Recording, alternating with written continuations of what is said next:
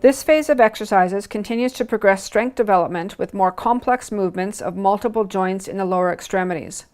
These are exercises to progress over a 12 to 24 week period, but as with the exercises in the previous phases, you may need to progress with this work over a longer period of time. To start, stand with your feet shoulder width apart in a split stance. That is, one foot slightly forward from the other. Be sure your toes are pointing forward. Slowly lower the back leg down into a lunge position while you maintain a straight, upright back posture. You may use a chair back for support when starting out with this exercise. As your muscles work to lower into the squat, be sure that your knee doesn't fall in or out. Rather, keep your kneecap tracking over the second and third toes. The movement should be done with the emphasis on control. Do 3 sets of 8 to 10 reps.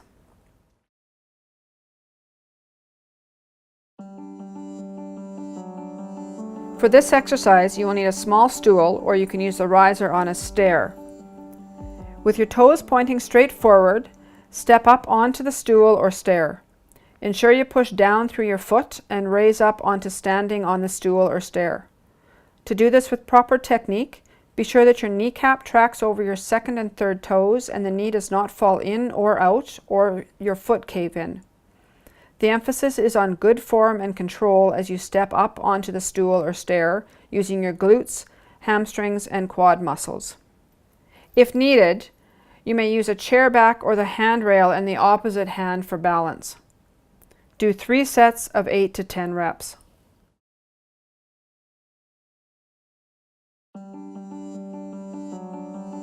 Standing with one foot on the edge of a step or a stair and the opposite foot hanging off the stair, rise up the hanging leg by hiking the hip up and keeping the knee or leg straight. You should raise the hip higher than the opposite side, then slowly lower the leg down again, lower than the level pelvis. This movement is done with a slow hip hike up and a slow hip lowering motion. You may use a table, chair, or handrail for support if needed. Do 3 sets of 8 to 10 repetitions.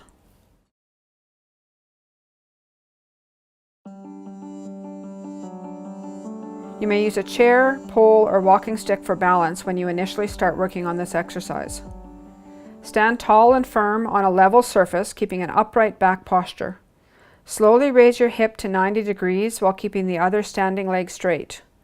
Hold this posture for a few seconds, then slowly lower the leg back to standing without losing your balance.